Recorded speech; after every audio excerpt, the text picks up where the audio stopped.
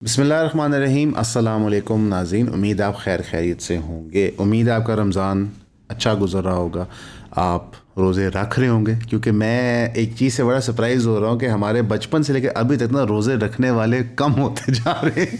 पहले एक पूरा हमें नज़र आता था कि बड़ा डिकोरम होता था, लेकिन अब लोग रेस्टोरेंट्स में खा भी रहे होते हैं। कोई इसे पाबंदी ममानियत नहीं है, लेकिन सिर्फ नंबर ऑफ़ पीपल ज़्यादा हो गया जो बस रोज़े नहीं रख रहे। रोज़े फ़र्ज़ हैं, आप इम्तिहान की हालत में भी नहीं छोड़ सकते, आप जंग की हालत में नहीं छोड़ सकते। तो खुदा के वास्ते रोज़े रखें, ये आपकी आखरत का मामला है। लोग अपने फेवरेट पॉलिटिकल लीडर के लिए धरने देने को तैयार होते हैं, अपने फेवरेट पॉलिटिकल लीडर के लिए झूठ बनाने को तैयार होते हैं। वो कितना कोई वो मोटरवेज़ हमें फ़ायदा दे चुकी हैं, लेकिन ये चीज़ जो आपकी आखरत में मैटर करेगी, इस पर फोकस करें। माह रमज़ान को कोशिश करें हमारे जैसे चैनल देखते हुए ना गुजारें। कोई अल्लाह रसूल के चैनल वाले देखें, कोई हदीस देखें, कोई कुरान पढ़ें, कोई अंडरस्टैंड करें लार्जर फ़िलासफ़ी के। और अगर हम कोई गलती से वीडियो कुरान और सुन्नत से बनाते हैं तो चले आप वो देख लें, लेकिन आज की वीडियो कुरान और सुन्नत के बारे में नहीं है। तो लिहाजा आप लोगों की चॉइस है, आप देखें ना देखें, लेकिन आपके टाइम ज़ाया नहीं होना चाहिए। कोशिश करेंगे आपको ख़बरें दें। पंजाब ने 3 अरब रुपए के इलेक्ट्रिक फॉग कैनन प्रोजेक्ट टू कर स्मॉग लॉन्च कर दिया है। 3 बिलियन के करीब इंस्टॉल होंगी 30 डिवाइसेस, यानी कि 30 डिवाइस कुल मिला के 3 बिलियन की इंस्टॉल होंगी फॉग कैनन्स इलेक्ट्रिक ट्रक्स के ऊपर। यानी कि ट्रक भी स्मॉग नहीं छोड़ेगा, ट्रक के पैसे ऑब्वियसली अलग देंगे, हमने इलेक्ट्रिक ट्रक्स मंगाए थे, और इससे एयर क्वालिटी बढ़ जाएगी। ये सब बकवास है, ऐसा कुछ नहीं होना। ये जितने मर्जी चलते रहें, एयर क्वालिटी बेहतर नहीं होगी। आर्जी तौर पे उस रोड पे टेम्परेली एयर क्वालिटी बेहतर होती है, परमानेंटली नहीं हो सकती। परमानेंटली सिर्फ रेस्टोरेशन ऑफ ट्रीज़ से हो सकती है। जिस तरह लाहौर की डेवलपमेंट की जा रही है, उसमें रेस्टोरेशन ऑफ ट्रीज़ हमें नज़र नहीं आ रहे। रूडा का जो मोस्ट क्रिटिकल पार्ट था रेस्टोरेशन ऑफ ट्रीज़, उसमें सरकार की कितनी तवज्जो है वो आप सबके सामने। जब तक दरख्त नहीं लगाएंगे, नेचुरल फ्लावर और नेचुरल फौना और फ्लोरा नहीं आएगा, आप स्मॉग का कुछ नहीं कर सकते। बट पैसा है, ज़ाया करना चाहिए। और ये ख़बर तब आ रही है जब सरकार ने तकरीबन 6, 7, 8, 10 अरब, अब मुख्तलिफ रिपोर्ट्स आ रही हैं, का जहाज़ ख़रीदा है। जितनी स्मॉग वो जहाज़ कॉज करता है, आप हैरान होंगे। इनफैक्ट ये वही होता है कि अमीर लोग अपने प्राइवेट जहाज़ों में वर्ल्ड क्लाइमेट चेंज मीटिंग पे आते हैं, जहाँ पर डिसाइड करते हैं कि अब सारी दुनिया को क्लाइमेट चेंज के बारे में खुद करना है। तो मरियम नवाज़ साहिबा एक लग्जरी जहाज़ में जो टन के हिसाब से कार्बन मोनोऑक्साइड पता नहीं क्या क्या हवा में फेंकता है, उसमें घूमेंगी, लेकिन 3 अरब की स्मॉग गन लाहौर को साफ़ कर देगी। This is absurd. इसी के साथ साथ पंजाब गवर्नमेंट ने डिसाइड किया कि स्मॉग का जो एक और कंट्रीब्यूटिंग फैक्टर होता है पेट्रोल कंजम्पशन, उसको कर्ब किया जाए। कैसे? ये बड़ा क्रिटिकल सवाल है। ये उन्होंने कहा कि वो कैसे करेंगे कि अब वो ग्रेड 20 से 22 अफसरों को एक के बजाय 2 व्हीकल्स देंगे। एक 2800 सीसी की होगी और एक 1800 सीसी होगी। यानी कि अगर आप ग्रेड 20 से 22 के सेक्रेटरी हैं तो आपको अब 2 गाड़ियां मिलेंगी, एक 2800 सीसी, एक 1800 सीसी। आपको 2 क्यों मिलेंगी अल्लाह जानता है। ग्रेड 21 से 22 के अफसरों तो आपको 200 लीटर पेट्रोल मिलेगा ज़ाती यूज़ के लिए, और अनलिमिटेड पेट्रोल मिलेगा सरकारी यूज़ के लिए। यानी कि बेसिकली आपका पेट्रोल अनलिमिटेड है। अब बात समझें। खैर, पहले भी अनलिमिटेड पेट्रोल था सरकारी यूज़ के लिए, लेकिन पर्सनल यूज़ का पेट्रोल कम होता था। 19 के 20 के अफसर को और स्पेशल सेक्रेटरीज और डीआईजीज को 1600 सीसी का व्हीकल मिलेगा और 250 लीटर फ्यूल मिलेगा। अच्छा, चलिए हम एक टेस्ट करते हैं। हम इस दफ्तर में 4 लोग बैठे हुए हैं। मेरी गाड़ी 1800 सीसी है। सलमान, आपकी गाड़ी कितनी सीसी है? आपका गाड़ी नहीं है। आपकी गाड़ी कितनी सीसी है? 1000। तो इस दफ्तर में 4 लोग बैठे हुए हैं जो दिन रात मेहनत करते हैं, धक्के खाते हैं, सारी टैक्स जमा करवाते हैं, और हम में से एक बंदे के पास 2000 सीसी की गाड़ी है। ठीक है। और यहाँ पे ग्रेड 19 से 20 के अफसरान, जो बाय द वे हमारी ही एज के होते हैं, गिव और टेक 1-2 साल, उनको मिलेंगी 1600 सीसी की व्हीकल और 250 लीटर फ्यूल। 1 लीटर कितने का आजकल? ये आपके सामने अभी मैजिक करके दिखाते हैं। 270 ज़रब 250, यानी कि 67,500 का फ्यूल। 67,500। मिनिमम वेज इस मुल्क में 37,500 है, जो इन्फोर्स नहीं होती। तकरीबन उसका डबल आपको मिलेगा सिर्फ फ्यूल की मद में।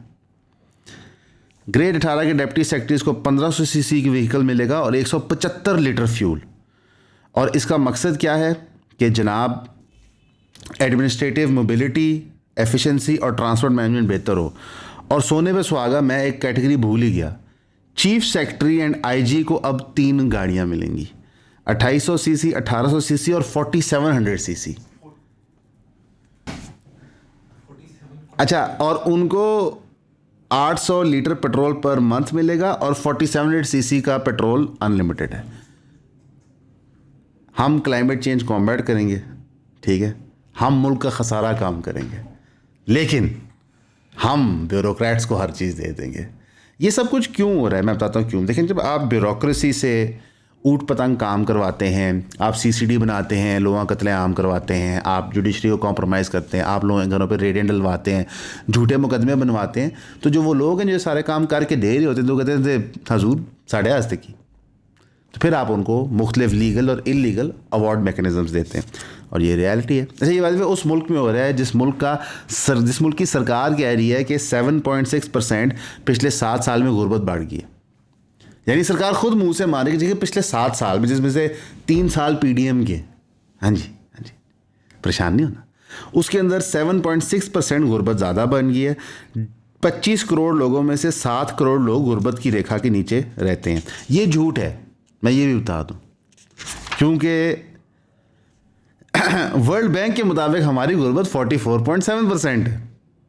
यानी कि इंटरनेशनल अदारे जो डाटा मॉनिटर कर रहे हैं वो कह रहे हैं कि लगभग आधी पॉपुलेशन आपकी गुर्बत के नीचे है। सरकार कह रही है नहीं, आधी नहीं, आधी से थोड़ा सा कम गुर्बत के नीचे।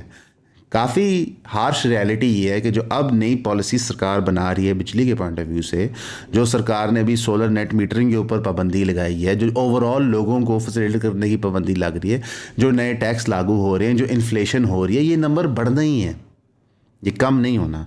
तो एक मुल्क जहाँ पे लोग भूख नंग से मर रहे हैं, माह रमज़ान के अंदर जहाँ पे हमने एक दूसरे को मदद करने, सबसे ज़्यादा ज़कात दी जाती है, सरकार क्या कर रही है, एक G6 स्टाइल जहाज़ उड़ा रही है, ठीक है, इमिशंस को कम करने के लिए 3 अरब की गन्ने लगा रही है, और अब उन्होंने ब्यूरोक्रेट्स को वर्चुअली लिमिट नहीं दे दी कि आप जो मर्जी करें दंदनाते हुए गाड़ियाँ लें, पेट्रोल लें, यशियाँ कुटें, ठीक है। अल्लाह की कसम, अभी यहाँ पे इस दफ्तर में हम लोग प्लान कर रहे थे कि अफ्तारी में क्या खाएं, तो पता चला दफ्तर में अफ्तारी में बने हैं चावल और चने। तो अमान ने कहा कि कुछ प्रोटीन होनी चाहिए, तो हमने कुल मिला कर फैसला किया कि जनाब हमारी हैसियत औकात देखते हुए हैनन बन का ब्रोस्ट जो इंतहाई सस्ता, और बाय द वे बिल्कुल हम उसका इश्तिहार नहीं कर रहे, हम वो खा लेते हैं। लेकिन आपके 18, 19, 20, 21, 22 के ये जो अफसरान हैं जो यहाँ पे मुसल्लत हुए हैं हमारे पे, उनको सरकार के लिए 2-2 गाड़ियाँ ले लो, और वडियानों के लिए 3-3 ला लो। अब हम बोलें तो बोलें क्या, करें तो करें क्या, ठीक है, रोज़ा है। लेकिन साथ ही साथ सरकार ने कहा देखें हमने इंडस्ट्रीज़ को 12.1 अरब का पावर रिलीफ दिया, आपकी मेहरबानी। मैं ये वो इंडस्ट्रीज़ को दिया होगा जो फूफी के पुत्र की होंगी, चाचे के ताया के बच्चे की होंगी, आवाम को तो नहीं मिली। फ्लावर मिल उसी रेट से क्लोज़ कर रहा है। और इस सब के दौरान जो आपका ह्यूमन राइट्स कमीशन है वो कह रहा था कि जनाब CCD गलत कर रहा है, पंजाब पुलिस ने इसको रिजेक्ट कर दिया। उन्होंने कहा we reject human rights commission of Pakistan, वैसे ह्यूमन राइट्स को रिजेक्ट ही करते हैं। उन्होंने कहा ऐसा कुछ भी नहीं है, उन्होंने कहा हम तो क्राइम रिडक्शन करते हैं, जब से हम बनाए गए हैं तब से क्राइम ही कम हो गया है। ये ना एक नॉनसेंस होती है सरकार की।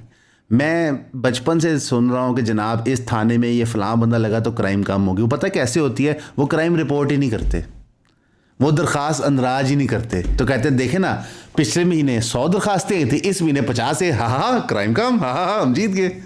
ये स्टूपिड। अच्छा शायद क्योंकि रमज़ान है और हमें बड़ा अपने आप को कंट्रोल करना पड़ा है और हम पूरी तरह वो बात नहीं करते, लेकिन मुझे ऐसे लगता है कि ये लोग ये जेन्युइनली डम है। मुझे लगता है कि एक्चुअली ना जब आप इनसे मिलेंगे, हम कभी चांस नहीं मिला मैंने, ये डम होते हैं। लाइक ये एक झूठ बोलते हैं, इनको लगता है कि सबने मान लिया, और फिर ये कहते हैं सबने मान लिया, ये खुश हो जाते हैं। यार अवाम बेवकूफ़ नहीं है, क्राइम उसी तरह हो रहा है। आप DHA ले लें, हम लाहौर की बात है, DHA ले लें, मॉल टाउन ले लें, कैंट ले लें, गुलबर्ग ले लें, शादमान ले लें, शाहजमान ले लें, क्राइम उसी तरह हो रहा है। अभी मैं फाइनेंशियली कमज़ोर इलाकों में नहीं गया, वहाँ तो जो कुछ हो रहा है सो हो रहा है, क्राइम उसी तरह हो रहा है, कोई चक्कर ही नहीं है। पहले भी बाय द वे जो लाहौर में अगवा बराए तवान होता था नहीं होता था, ये गैंग्स आपस में लड़ते थे। कुछ गैंग्स को कत्ल करके और बाकी गैंग्स के पीछे हाथ रख के ये कहते हैं क्राइम कम हो गया, क्राइम कम हो गया। ये सारा चूरन हम पहले देख चुके हैं 90s में यार। सिर्फ डिफरेंस क्या कि उस वक्त इन्होंने कुछ पुलिस वालों से करवाया था, इस दफ़ा पूरे डिपार्टमेंट से करवा रहे हैं। बाकी अल्लाह की मर्ज़ी यार, सब ने अपनी अपनी कब्रों में जाना है, क्या कह सकते हैं हम। साथ ही पंजाब ने दुनिया को सिग्नल किया कि जनाब हम strict child marriage law enforce करें 18 साल की उम्र पे। मैं इसमें बहस नहीं करता कि शरई तौर पे ये गलत है कि नहीं, लेकिन मैं ये कहना चाहूँगा कि बिल्कुल शादी एक ऐसी चीज़ होती है जिसे बड़ा केयरफुल होना चाहिए, बड़ा सोचना चाहिए। शादियाँ रैंडमली नहीं करा देनी चाहिए just because marriage of convenience हो। मेरा ये भी ख्याल है कि शादियाँ ख़त्म भी उस तरह नहीं करनी चाहिए, और फिर जब अगली शादियाँ भी करें तो उन पर इतना पैसा नहीं लगाना चाहिए। मैं किसी की बात नहीं कर रहा, मैं सबकी बात कर रहा हूँ। तो शादी ऐसा एक क्रिटिकल इशू है। बहरहाल मेरे ख्याल से कोई भी चीज़ जो शरई तौर पे दुरुस्त नहीं है उसको रियासत कानून नहीं बना सकती, कॉन्स्टिट्यूशन की रूल्स है। इस्लाम के अंदर इजाज़त है बालिग होने के बाद निकाह कराने की, तो वो ये गवर्नमेंट कैसे रोकते मुझे नहीं पता। और निकाह कराना और उस निकाह को पाए तकमील चढ़ाना ये दो सेपरेट इवेंट होते हैं। तो आई डोंट नो सरकार ने ये कैसे किया। मेरी जो रिसर्च टीम है और मेरे जो साथी हैं, जो एडिटर्स हैं, हमारे सलमान साहब हैं, इन सबको ये ख्याल और गुमान है, और कुछ कुछ मुझे भी है कि शायद सोशल इश्यूज पे, मुल्की मसाइल पे, इंसानी मसाइल के ऊपर मैं अच्छी बात कर लेता हूँ और मुझे थोड़ी सी दस्तरस है। तो इन सब की पुरजोर फरमाइश है, एंड स्पेशली आप चाहने वालों और प्यार करने वालों की भी है, क्योंकि कुछ जो मेरी वीडियोस वीलॉग्स बने और जो रील्स बनी वो बहुत वायरल हुई, बहुत पसंद की गई। तो मुझ पर एक दबाव है, एक ख्वाहिश है सबकी तरफ से, जिसके आगे मैं सर तस्लीम खम करता हूँ। अनकरीब आप मेरी वीडियोस को सोशल इश्यूज के ऊपर मुझे बात करते हुए, मुल्की मसाइल पे बात करते हुए, अनसंग हीरोज़ के बारे में, ऐसी चीज़ें जो हम भूल चुके हैं, जो हमारी तारीख, हमारी विरासत, हमारी सकाफत का हिस्सा हैं, उन पर बात करते हुए आप देखेंगे।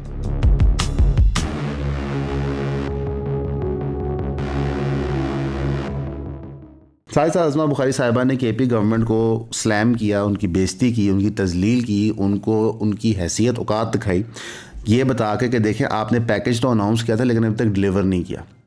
मैं ये कहना चाहूँगा कि ईओन के ऊपर हमें लगता है कि Punjab government, Sindh government, KP government और फेडरल गवर्नमेंट बेवकूफ़ है जो ये पैकेज दे रही है।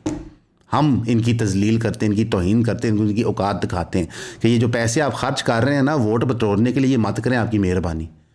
हाँ, बच्चा इसके कर्ज के अंदर डूबा हुआ है। बहरहाल ये सारी आपस में इनकी टाइम फिश चलती रहती है। अब हम आते हैं सबसे क्रिटिकल इशू पे, इमरान खान। तो बेसिकली अलीमा खान साहिबा जो हैं वो, उनको और पीटीआई के अंदर अब क्लियर तनाव नज़र आ गया।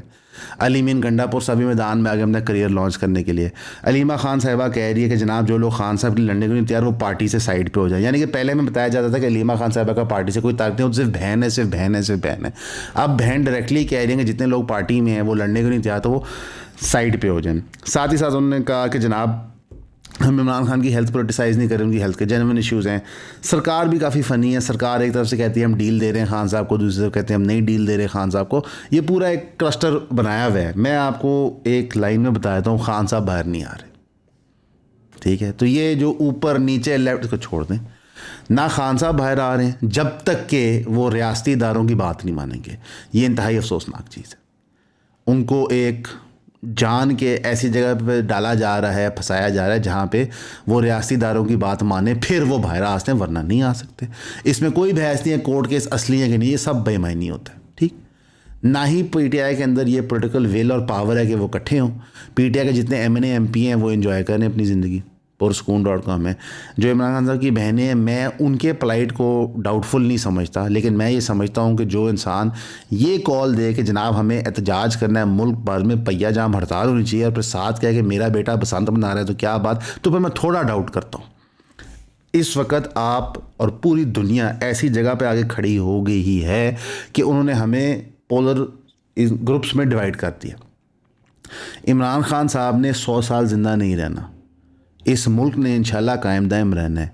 हमें सिस्टम चेंज करने, हमारा मुतालबा एक बंदे का नहीं, हमारा मुतालबा निज़ाम का होना चाहिए। इमरान खान साहब की पार्टी में खुद शफ़ी जहान साहब कहते हैं खान साहब के बाद पार्टी ख़त्म हो जाएगी। तो क्या हम जमहूरियत छोड़ दें, ह्यूमन राइट्स छोड़ दें?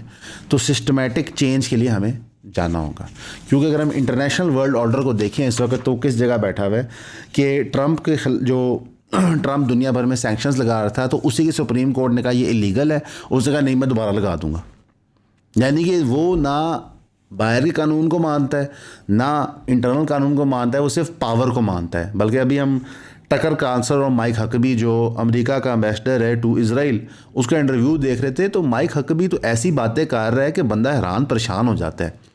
वो कह रहा है कि जनाब, एक इलाके के ऊपर आपका राइट होता है अगर आपकी वहाँ एथनिक बैकग्राउंड हो और अगर वहाँ पावर रख सको, और अगर पावर ना रख सको तो फिर देख लें। तो बेसिकली वो ये कह रहा है कि अगर आप बदमाशी से कोई इलाका छीन लें तो छीन लें। तो ये अमेरिकन पॉलिटिक्स, अमेरिकन फ़िलासफ़ी, दुनिया ग्लोबल स्टेज पे ये अकल बन गई है। बाकी आप लोगों की मर्ज़ी है यार, अब हम क्या कह सकते हैं। ईरान को तो थ्रेट कर कर वो चले हुए हैं, साथ ही साथ वो ईरान से नेगोशिएट भी कर रहे हैं, लेकिन उन्होंने दूसरा बड़ा बैडी जहाज़ भी वहाँ पे उतार दिया है। मैं दुआ करता हूँ रमज़ान का महीना, आप दुआ करें कि ऐसी बड़ी बेवकूफ़ी ना करे अमेरिका। इज़राइल की ईमा पे जो अमेरिका ये जंग करने जा रहा है, जो पिछली सारी जंगें मिडल ईस्ट में करता गया, उसका खमियाजा मुसलमानों ने और अमेरिका ने भुगता है। इज़राइल ने सिर्फ इंजॉय किया है। मसलन अमेरिका के लोग trillions of dollars in debt हैं, अमेरिका के लोग मारे जाते थे इन जगहों के अंदर, और मुसलमान शहीद होते जाते थे, उनके इलाके कमज़ोर हो जाते थे। ये सब इज़राइल की ईमा पे हो रहा था। तो प्लीज़ दुआ कीजिएगा। एक सबसे पहले दुआ करें मुसलमान उम्मत की, दुआ करें फ़लस्तीन के लोगों की, दुआ करें हमारे रियासती इदारों के लोगों के दिलों में रहम पैदा हो, दुआ करें मुल्क के अंदर मईशत की तरक्की हो, खुदा ना खास्ता ना हुई या तो ये गरीबी की रेखा और ऊपर चली जाएगी। और दुआ कीजिएगा जो हमारे अमीर लोग हैं, जो हमारे मुल्क को चलाते हैं, जिनके हम सब ग़ुलाम हैं यार बेसिकली, अल्लाह उनके दिलों में सिर्फ 1% रहम बना दे। उस 1% रहम की इतनी बरकतें होंगी कि आप समझोगे लाइफ जिंगल आला होगी। हमारे लिए भी दुआ कीजिएगा, हम आपके लिए भी करेंगे। हमेशा की तरह आपका सुनने का शुक्रिया।